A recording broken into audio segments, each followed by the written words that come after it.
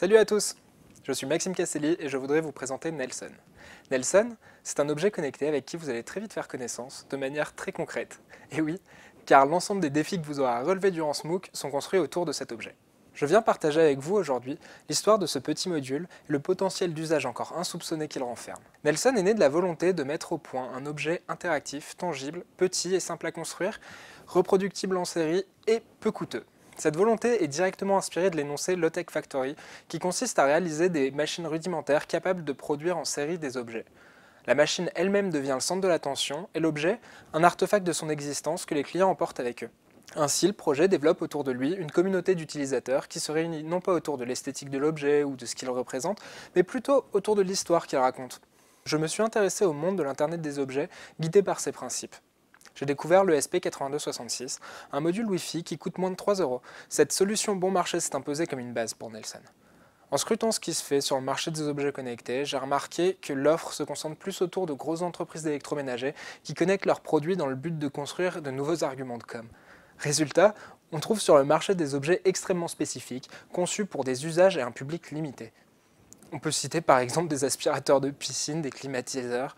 Finalement, ces produits ne questionnent en rien le statut et l'usage de l'objet, et ne le rendent ni plus rationnel ni plus pratique. Au contraire, le consommateur se retrouve avec plus de gadgets.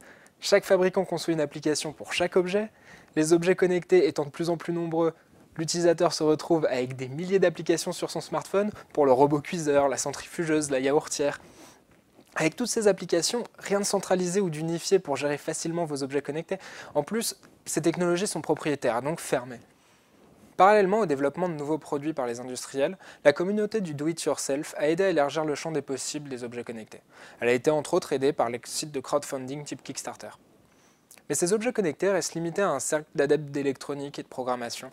On voit ainsi apparaître des plateformes comme Bear Cloud, SparkCore, LittleBits ou Arduino Yun. Là encore, entre nous, on peut dire que ce sont les geeks qui parlent aux geeks. Fort de ces constats, les grandes lignes de Nelson étaient tracées.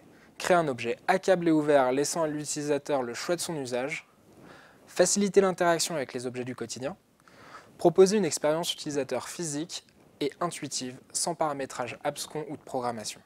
L'idée de Nelson est de faire un module de Lifehack qui, par une simple action extrêmement polyvalente, connecterait les objets de tous les jours en se servant de l'astuce et du génie de l'utilisateur pour trouver sa propre façon de l'utiliser.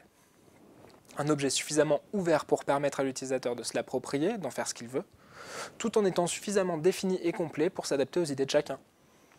Alors, à quoi il ressemble cet objet que vous allez construire au fil du MOOC ? Nelson est capable de pousser ou tirer actions polyvalentes que l'on fait tous quotidiennement pour enclencher un interrupteur, taper sur un clavier ou pointer quelque chose. Le module est aimanté pour s'adapter le plus facilement possible au scénario de l'utilisateur. L'application smartphone de base a été envisagée pour être la plus intuitive possible et permettre un paramétrage simplifié au maximum.